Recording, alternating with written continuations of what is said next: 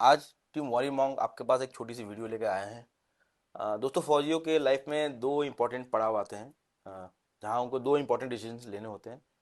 पहली होती है जब वो विलिंग या अनविलिंग डिसाइड करते हैं कि उनको आगे सर्विस करनी है या नहीं करनी है। और दूसरी जो इम्पोर्टेंट पड़ाव आती है वो है कम्यूटेशन।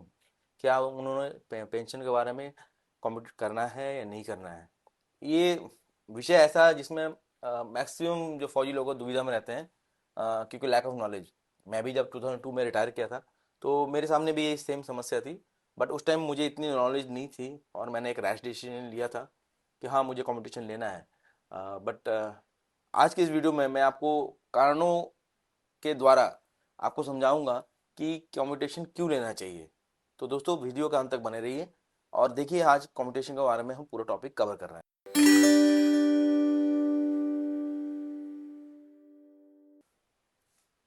तो दोस्तों, पहली चीज़ क्या है कि कम्यूटेशन। कम्यूटेशन होता क्या है? तो कम्यूटेशन का मतलब ये होता है दोस्तों कि जो आपकी सर्विस पेंशन बनती है सर्विस के एंड में, उसका कुछ पोर्शन आप गवर्नमेंट को बेच देते हैं और उसके बदले में गवर्नमेंट आपको कुछ लमसम अमाउंट पैसे देती है। और उसके बदले गवर्नमेंट आपसे ईएमआई का रूप में जो भी आपके कम्यूटेड पेंशन है वो 15 साल तक काटती है। ये है रूल्स। आर्मी नेवी एयरफोर्स में आप 50% तक कॉम्पिटिशन ले सकते हैं, बट स्टेट सिविल सर्विसेज में वो लिमिट है 40%। अच्छा, एक और चीज़ दोस्तों कि अगर आपने रिटायरमेंट के वक्त 50% कॉम्पिटिशन नहीं लिया, 30% कॉम्पिटिशन लिया या 20% कॉम्पिटिशन लिया, तो दोस्तों स्पर्श के थ्रू आप अपना कंपटीशन बढ़ा भी सकते हैं। और जैसे ही आप कंपटीशन अपना स्पर्श में अपडेट करेंगे 30 से 40% या 50%, तो जो भी लमसम अमाउंट है वो आपका अकाउंट में सेम टाइम क्रेडिट होगा। ये बहुत सारे लोगों को पता नहीं है। बहुत सारे लोगों ने सोचा है कि हाँ, एक बार हमने ऑप्ट कर लिया तो फिर वो चेंजेस नहीं हो सकता है। तो नहीं, वो हो सकता है। अगर आपने कम कमिट किया है तो बाद में उसको आप डेफिनेटली चेंज करके ज़्यादा करके जो भी लमसम अमाउंट है वो आप ले सकते हैं। तो ये है दोस्तों कम्यूटेशन का मोटा मोटा अर्थ। कंपटीशन का जो अमाउंट है दोस्तों वो टैक्स फ्री है। ये लोगों को पता होना चाहिए कि कंपटीशन का जो अमाउंट है वो टोटली टैक्स फ्री है, उस पर कोई टैक्स नहीं लगता है।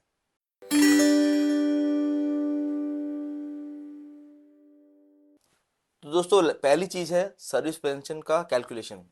वो कैसे कैलकुलेट होती है? तो दोस्तों, आपकी जो लास्ट बेसिक पे ड्रॉन है प्लस एमएसपी, जैसे कि 5200 है अभी। एक्स ग्रुप पे अगर आप एक्स ग्रुप में बिलोंग करते हैं, क्लासिफिकेशन अलाउंस और कुछ एक छोटे मोटे अलाउंसेस होते हैं जो कि ऐड करके उसका 50% जो अमाउंट होता है वो आपका सर्विस पेंशन बनता है। तो उसमें आप 50% उसका पोर्शन कमिट कर सकते हैं और लमसम अमाउंट ले सकते हैं। किसका? जो मैंने आपको कुछ पार्ट्स पार्ट्स बताए, जैसे बेसिक पे, एमएसपी, एक्स ग्रुप पे, क्लासिफिकेशन अलाउंस और छोटे मोटे एक दो अलाउंसेस हैं, इन सबको जोड़ के डिवाइड बाई 2 मतलब 50% इनका जो अमाउंट होगा वो होगा आपका सर्विस पेंशन। उस सर्विस पेंशन में आप 50% कम्यूट कर सकते हैं या फिर आप पूरा पेंशन कंटिन्यू कर सकते हैं। ये दोस्तों एग्जाम्पल के थ्रू जानते हैं कि सर्विस पेंशन कैसे कैलकुलेट होती है, कॉम्पिटिशन कैसे कैलकुलेट होती है। तो फॉर एग्जांपल हमने एक एग्जांपल लिया बलवंत सिंह जी का, जो कि 40 ईयर्स के एज में रिटायरमेंट उन्होंने लिया है। उनकी बेसिक पे रिटायरमेंट के टाइम थी 60,000 और उनकी मिलिट्री सर्विस पे थी 5,200। तो उनका टोटल पे जो बनता है वो दोस्तों 65,200 बनता है, बेसिक पे प्लस एमएसपी। मैंने बाकी सब छोटे मोटे अलाउंस और एक्स ग्रुप पे नहीं ऐड किया है क्योंकि उस कैटेगरी में बहुत कम लोग बिलोंग करते हैं। तो दोस्तों, उनकी सर्विस पेंशन कितनी हुई? क्योंकि उनकी पूरी पेंशन अमाउंट 65,200 बन रही थी, तो उनकी सर्विस पेंशन ठीक इसके एग्जैक्ट 50% हो जाएगी। तो इसका मतलब अगर 65,200 उनकी टोटल पे बन रहा था तो उनका सर्विस पेंशन हो गया 37,600। ये होगी उनकी सर्विस पेंशन। अब अगर दोस्तों कॉम्पिटिशन कैलकुलेट करना है तो आपको एक कॉम्पिटिशन चार्ट में जाना है। कॉम्पिटिशन चार्ट में आप जब जाएंगे दोस्तों, नीचे लिंक डिस्क्रिप्शन में मैंने दिया है, तो उसमें अलग अलग एज के हिसाब से एक कॉम्पिटिशन फैक्टर दिया हुआ है। और अगर आप उस कंपटीशन टेबल को ध्यान से देखेंगे दोस्तों, तो जैसे जैसे एज बढ़ती जाती है कंपटीशन फैक्टर कम होते जाती है। इसका मतलब ये दोस्तों कि जैसे जैसे आप ज़्यादा एज में रिटायरमेंट लेंगे आपको कंपटीशन वैल्यू उतना ही कम मिलेगा। ये एक सीधा सीधा एग्जांपल है दोस्तों। तो मैंने 40 टेबल में अगर आप ध्यान से देखें तो 40 ईयर्स के एज में कंपटीशन फैक्टर होता है 9.09। हमने देखा बुलबंत सिंह जी का टोटल सर्विस पेंशन बन रही थी 37,600। उसका 50% अगर उन्होंने डिसाइड किया, अगर बलवंत सिंह जी ने डिसाइड किया कि हाँ मुझे 50% कॉम्पिटिशन लेना है, तो उनका कॉम्पिटिशन अमाउंट होगा 18,800 इंटू 40 ईयर्स पे उन्होंने रिटायरमेंट लिया है, तो कॉम्पिटिशन टेबल से उनका कॉम्पिटिशन फैक्टर हो रहा है 9.09 इंटू 12। ये है दोस्तों फॉर्मूला कॉम्पिटिशन कैलकुलेशन करने का। आप अपना कॉम्पिटिशन अमाउंट भी इसी तरह से कैलकुलेट कर सकते हैं। जो भी आपका सर्विस पेंशन बन रहा है टोटल, उसका 50% कर लीजिएगा, दैट मल्टीप्लाइड बाय आपके एज के हिसाब से जो भी कॉम्पिटिशन फैक्टर टेबल के हिसाब से होगा इंटू 12। तो बलवंत सिंह जी के एग्जाम्पल में हमने देखा कि उनका टोटल जो कॉम्पिटिशन वैल्यू बन रहा है वो हो रहा है 20,50,704 रुपीज़। टेबल में आप देख सकते हैं, हमने कैलकुलेशन पूरा करके दिखाया है। जिसकी एज आगे पीछे 35, 36, 38, 42 होगी, वो उसके हिसाब से अपना कॉम्पिटिशन फैक्टर लगाकर अपना कैलकुलेट आप खुद भी कर सकते हैं। तो दोस्तों हमने देखा बलवंत सिंह जी का टोटल कॉम्पिटिशन वैल्यू बन रहा है 20,50,704 रुपीज़। बट इसके बदले में वो कितने अमाउंट पे करेंगे गवर्नमेंट को? वही 18,800 रुपीज़ जो उनका मंथली जो कॉम्पिटिशन पार्ट उन्होंने कम्यूट किया है, दैट वो 15 साल तक देंगे।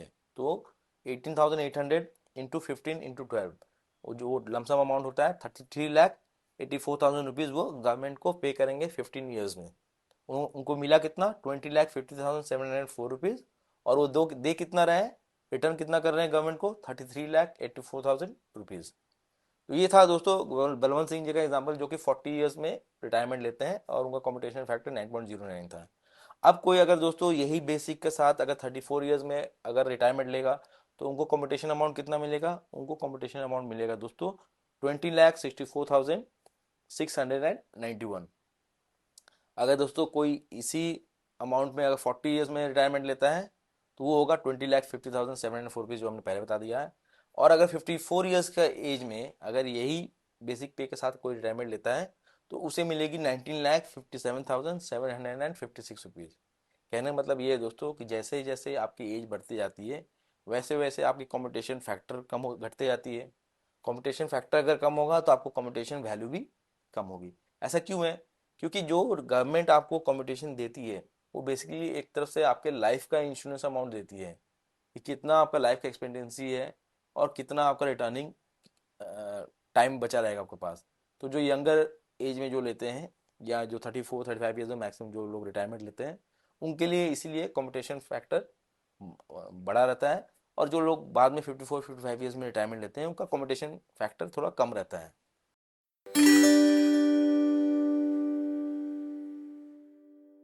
तो दोस्तों अब आते हैं बहुत ही इंपॉर्टेंट पार्ट में। कंपटीशन लेने के बाद फ़ायदेमंद है या नहीं है, ये अलग अलग केस के हिसाब से हम डिसाइड करेंगे। हमने टोटल 3 केस बनाई है। पहला केस ये, जब बलवंत सिंह जी ने कोई कंपटीशन नहीं लिया, वो उन्होंने बोला कि नहीं मुझे कंपटीशन नहीं चाहिए, मैं अपना पूरा पेंशन जो मेरा बन रहा है 37,600 रुपीज़ मैं पूरा लूँगा, मुझे पेंशन को कम्यूट नहीं करना है। ये पहली केस है। तो उन्होंने बोला कि मैं कंपटीशन नहीं लूँगा, जो मेरा कंपटीशन अमाउंट था 18,800 रुपया जो मैं कम्यूट करके लमसम अमाउंट लेना था, वो मैं कम्यूट नहीं करके मैं उसको एक आरडी में डालूंगा। तो दोस्तों आरडी का मैक्सिमम टेन्योर होता है 10 ईयर्स। अगर आप एचडीएफसी का लेटेस्ट आरडी पॉलिसी देखें तो उनको 7% रिटर्न देते हैं वो। तो अगर बलवंत सिंह जी ने 18,800 रुपये को 10 ईयर्स के लिए आरडी में डाला एचडीएफसी में, तो उनका लमसम अमाउंट आफ्टर 10 ईयर्स कितना होता है दोस्तों? 34,95,837 रुपीज़। ये 10 ईयर्स का आरडी का अमाउंट है दोस्तों। अब बलवंत सिंह जी ने क्या किया, बोला ठीक है 34,95,837 रुपीज़ जो मुझे मिली है 10 ईयर्स के बाद, मैं उस अमाउंट को फिर 5 ईयर्स के लिए एफडी में डाल दूंगा। तो एफडी का दोस्तों आज का रेट में जो अभी लेटेस्ट चल रहा है, क्योंकि पहले तो 7.1 था, अभी रेपो रेट की वजह से थोड़ा सा घटा हुआ है, 6.5% अगर मान के चले, तो 34,95,837 रुपीज़ बलवंत सिंह जी ने नेक्स्ट 5 ईयर्स के लिए उन्होंने एफडी में डाला। तो वो अमाउंट टोटल कैलकुलेट होकर कितना मिलता है? 48,25,723 रुपीज़। इसके लिए दोस्तों हम आप एच डी एफ सी का कैलकुलेटर ऐप ले सकते हैं, उसमें जाकर आप खुद भी कैलकुलेट कर सकते हैं। तो दोस्तों ये तो था जो उनका आरडी का लमसम अमाउंट था, उसको उन्होंने नेक्स्ट 5 ईयर्स के लिए कैलकुलेट कर डिपॉजिट कर दिया एफडी में। अभी जो 18,800 रुपीज़ जो आरडी कर रहे थे 10 ईयर्स तक मैक्सिमम था, फिर से वो 5 ईयर्स के लिए उसको स्टार्ट करते हैं। मतलब 18,800 रुपीज़ का पहला 10 ईयर्स का आरडी था, फिर एक सेकेंड आरडी टेन्योर था 5 ईयर्स का। तो जब वो सेकेंड टाइम आरडी करते हैं 5 ईयर्स के लिए, तो उसकी मैच्योरिटी वैल्यू होती है 13,52,506 रुपीज़। तो कहने का अर्थ ये है दोस्तों कि बलवंत सिंह जी ने कॉम्पिटिशन ना लेकर अपना जो कॉम्पिटिशन का वैल्यू था 18,800 रुपीज़, उसको उन्होंने इस तरह से इन्वेस्ट किया, मतलब आरडी और एफडी का मिक्सचर में उन्होंने इन्वेस्ट किया। तो दोस्तों 15 साल बाद उनको बलवंत सिंह जी को टोटल अमाउंट जो मिलती है वो है 61,78,229 रुपीज़। ये तब दोस्तों जब बलवंत सिंह जी ने बोला कि मुझे कम्पिटिशन नहीं चाहिए, जो उनका पेंशन का अमाउंट है उसने उन्होंने इस पर इन्वेस्ट किया। अब ये जो अमाउंट है दोस्तों 61,78,229, ये टैक्सेबल है।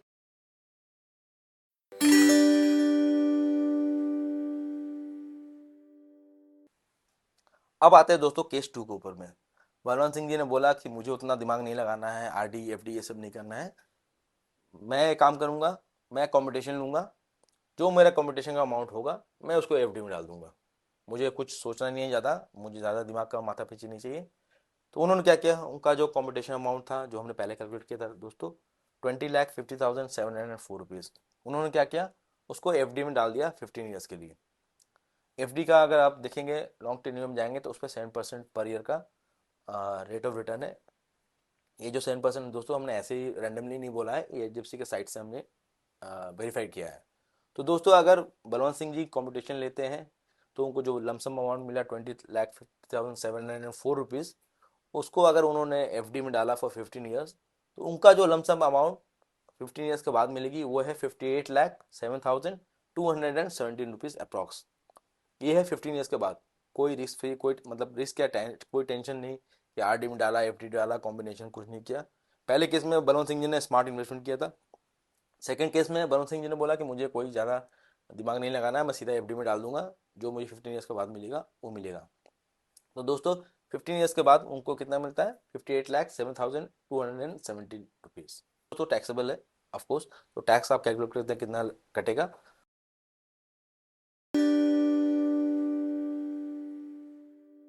अब आते हैं दोस्तों तीसरे केस पे। तीसरे केस में बलवंत सिंह बोलते हैं कि मैं कंपटीशन तो लूंगा, बट ना मैं आरडी करूंगा ना मैं एफडी करूंगा, मैं म्यूचुअल फंड में इन्वेस्ट करूंगा। तो दोस्तों म्यूचुअल फंड के बारे में पहले मैं एक छोटा सा आपको अलार्म दे दूं कि mutual fund is subject to market risk, ठीक है। रिटर्न्स बहुत अच्छे मिलता है डेफिनेटली, आपके आरडी और एफडी से बहुत ज़्यादा मिलेगा। मेरे खुद के भी इन्वेस्टमेंट्स हैं काफ़ी म्यूचुअल फंड में और 60 to 70% तक रिटर्न्स मिले हैं मुझे अभी तक। बट मैं कोई प्रोफेशनल नहीं हूँ जो आपको रेकमेंड करूँ कि आप म्यूचुअल फंड लीजिए, ये टोटली आपका कॉल है। बट हाँ, कोई सर्टिफाइड म्यूचुअल फंड इन्वेस्टर से गाइडेंस लेकर आप डेफिनेटली इसमें भी कुछ पार्ट इन्वेस्ट कर सकते हैं। तो दोस्तों आते हैं वापस टॉपिक पे। तो बलवंत सिंह जी ने बोला कि मुझे अब ना आरडी करनी है ना एफडी करनी है, मुझे ज़्यादा रिटर्न चाहिए, मैं थोड़ा रिस्क लेने के लिए रेडी हूँ। उन्होंने क्या किया, जो उनका कंपटीशन अमाउंट था 20,50,704 रुपीज़, उसको उन्होंने अलग अलग 3-4 डाइवर्सिफाइड फंड्स में, म्यूचुअल फंड्स में पैसे डाल दिए। अब म्यूचुअल फंड्स में अगर दोस्तों देखा जाए ओवर द ईयर्स तो आपको 12 to 15% रिटर्न तो एनी टाइम मिल जाता है, अगर ठीक ठाक कोई फंड्स आपने सिलेक्शन किया है, कोई फंड मैनेजर से डिस्कशन करके, तो अच्छा खासा रिटर्न मिलता है। तो मान लीजिए दोस्तों बलवंत सिंह जी को 12% का ही रिटर्न हम मान के चल रहे हैं। मेरे खुद के केस में मुझे 50-60% पे भी मिला है, कुछ में लॉस भी हुआ है, बट मैं एक एवरेज राउंड फिगर 12% लेके चलता हूँ। तो अगर 20,50,704 रुपीज़ को 12% के एवरेज रिटर्न से कैलकुलेट करें फॉर 15 ईयर्स, तो वो अमाउंट दोस्तों होता है 1,28,28,030 रुपीज़। हाँ दोस्तों, 1,28,28,030 रुपीज़। बट अगेन ये सब्जेक्ट टू मार्केट रिस्क है, इसमें पैसे घट भी सकते हैं, आपके जो लगाए हुए पैसे वो भी डाउन हो सकते हैं। तो ये 12% का एवरेज लेके मैंने माना, जिसमें बलवंत सिंह ने लगाया तो उनको इतना रिटर्न मिल रहा है। म्यूचुअल फंड्स के बारे में एक और चीज़ दोस्तों जो मैं बता दूं कि ये लॉन्ग टर्म कैपिटल गेन इस पे लगेगी 12.5%। तो 12.5% के हिसाब से अगर उनका एक्चुअल अमाउंट जो बन रहा था पहले 1,20,81,935 रुपीज़ बन रहा था 12% के इंटरेस्ट के हिसाब से, और उनका लॉन्ग टर्म कैपिटल गेन जो टैक्स है वो बन रहा था 12,53,903 रुपीज़। तो उनको डिडक्ट करने के बाद जो टोटल सेविंग्स आफ्टर 15 ईयर्स है वो 1,08,28,030 रुपीज़ है। तो टैक्स तो हर जगह एप्लीकेबल है दोस्तों, चाहे वो एफडी में करें या आरडी में करें। इससे कैसे बच सकते हैं इस टैक्स से, इसके बारे में हम अलग से भी वीडियो बनाएंगे। आप चाहे तो अपने नाम पे इन्वेस्टमेंट कर सकते हैं, अपने वाइफ के नाम पे इन्वेस्टमेंट कर सकते हैं, बच्चों के नाम पे कर सकते हैं। तो इस तरह से आप थोड़ा थोड़ा टैक्स उससे उस तरह से भी बचा सकते हैं। तो ये थे दोस्तों तीनों सिनेरियो। अब हम आते हैं दोस्तों सबसे इंपॉर्टेंट पार्ट, तीनों जो इन्वेस्टमेंट पैटर्न उन्होंने लिया है उसको कैसे स्टडी किया जाए।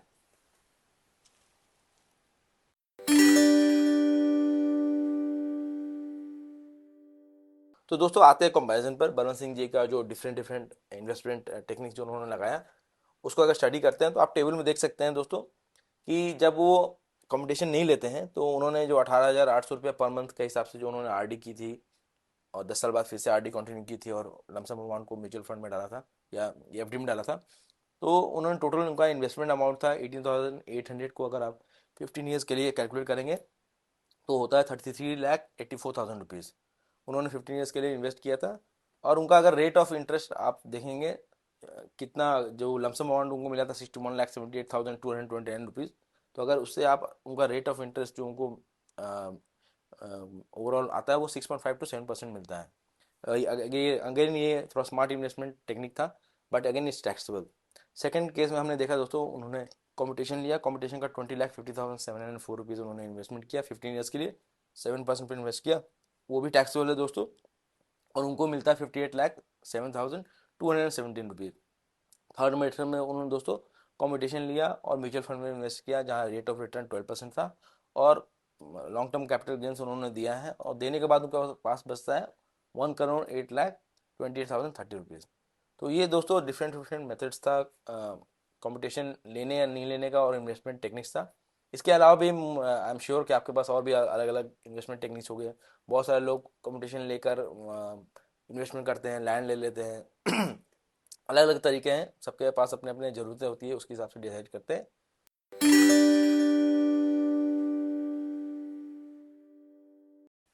तो दोस्तों अब आते हैं बिजनेस एंड में जहां हम आपको बताएंगे कि कंपटीशन लेना चाहिए या नहीं लेना चाहिए। दोस्तों टीम वॉरियर मॉन्क ने स्टडी किया और हमारी तरफ से कंपटीशन आपको लेना चाहिए। क्यों लेना चाहिए दोस्तों? जो लोग 34 ईयर्स या 35 ईयर्स की एज में रिटायरमेंट लेते हैं दोस्तों, अगर उन्होंने कंपटीशन नहीं लिया, मान लीजिए आपका 35,000 या 30,000 आपका पेंशन फुल पेंशन बन रहा है, आपने कंपटीशन नहीं लिया, डेफिनेटली 95% लोग सेकेंड कैरियर के लिए जाते हैं। उस 95% में से 60% बैंकिंग में जाते हैं, कुछ इनकम टैक्स में जाते हैं, सीजीएल में जाते हैं और कुछ स्टेट गवर्नमेंट में जाते हैं। अगर दोस्तों आपने कंपटीशन नहीं लिया और आपका फुल पेंशन आ रहा है, मान लीजिए 40,000 रुपीज़ करके आपका पेंशन आ रहा है, तो ईयरली आपका 4,80,000 हो गया। आप जहाँ पे भी सर्विस ज्वाइन करेंगे, अगर बैंक में भी ज्वाइन करते हो पे प्रोटेक्शन होगा, वहाँ से आपका मान लीजिए 12 लाख आपका सैलरी बन रहा है या 10 लाख ही बन रहा है पे प्रोटेक्शन के साथ, क्योंकि बैंक में पे प्रोटेक्शन है, उसमें दोस्तों आपका फुल पेंशन अमाउंट उसमें ऐड होगी। तो दोस्तों फुल पेंशन ऐड होगी और उसके ऊपर फिर आपको टैक्स देना पड़ेगा। आप जो कॉम्पिटिशन अमाउंट 50%, 40%, 30% जो भी लेते हैं वो टोटली टैक्स फ्री है। तो पहली कारण दोस्तों कंपटीशन लेने की ये है कि अगर आप नहीं भी ले रहे हैं तो आपके सैलरी में जो भी आप सेकंड कैरियर चूज करेंगे उसमें वो ऐड होगी और आपको टैक्स देना पड़ेगा ज़्यादा। इसलिए पहला चीज़ है कि आपको कंपटीशन इसलिए लेना चाहिए। दूसरी दोस्तों, रिटायरमेंट के बाद सभी लोग हम लोग रिसेटलमेंट फेज में जाते हैं, डिसाइड करते हैं कि हमें कहाँ रहना है।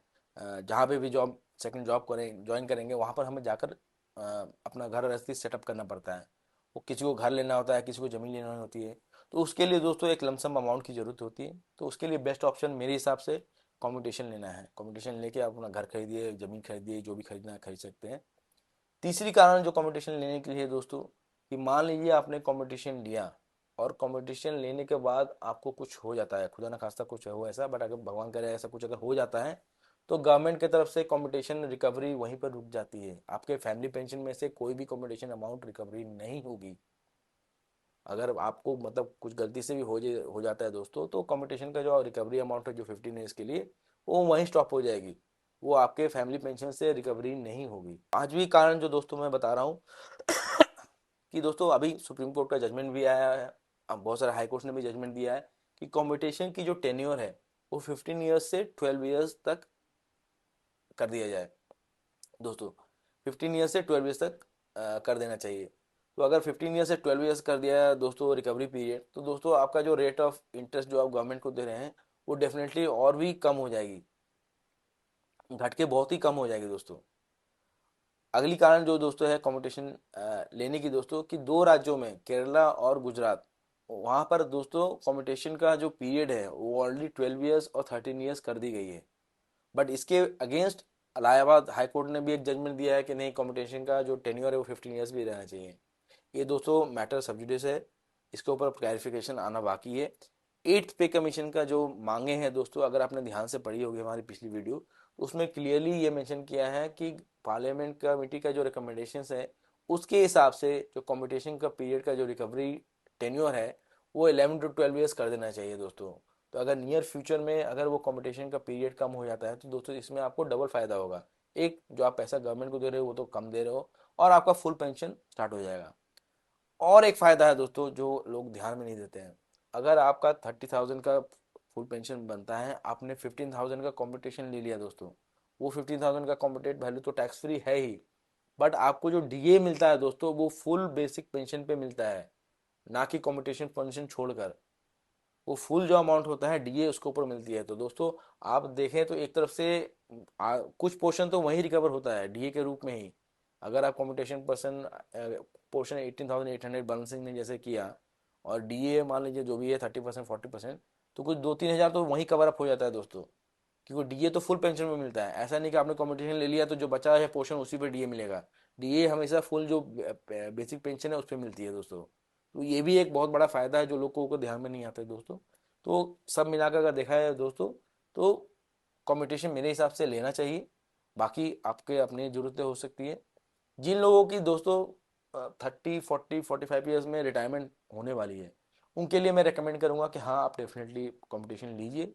जो लोग कैरियर के एंड फ्लैग में जाकर रिटायरमेंट लेते हैं जैसे 54-60 ईयर, और अगर वो सेकंड कैरियर का ऑप्शन नहीं रखते हैं कि हाँ मुझे अब इसके बाद जॉब नहीं करनी है, उनके लिए कंपटीशन ना लेना सही होगा। बट जो लोग यंग एज में लेते हैं उनके लिए मैं बोलूँगा कि आप लीजिए, क्योंकि आप सेकंड जॉब करेंगे, उसके साथ आपका फुल पेंशन क्लब होगा तो आपको टैक्स ज़्यादा देना पड़ जाएगा। तो आप कंपटीशन ले लीजिए, उसको स्मार्टली कहीं इन्वेस्ट कीजिए। जो लोग 55 और 60 ईयर में जो लोग रिटायरमेंट लेते हैं, उनके लिए मेरा सुझाव ये है दोस्तों कि आप लोग ना लें, क्योंकि आपका जो पेंशन अमाउंट होगा वो उसी से घर गृहस्थी चलेगी। आप सेकंड कैरियर के लिए नहीं जाएंगे तो वो काफ़ी हैंडी आएगा आपके लिए दोस्तों। तो दोस्तों हमारा वीडियो आज का यहीं समाप्त होता है। आशा करता हूँ कि आपको ये वीडियो अच्छा लगा होगा। अगली वीडियो में दोस्तों बनाएंगे सेकंड कैरियर के बारे में, कैसे प्रिपरेशन करनी है उसके बारे में हम आपको बताएंगे कि कैसे कैसे कौन कौन से एग्जाम्स है जिसको आप टारगेट कर सकते हैं और उसकी प्रिपरेशन कैसे करनी है। तब तक के लिए दोस्तों जय हिंद जय भारत।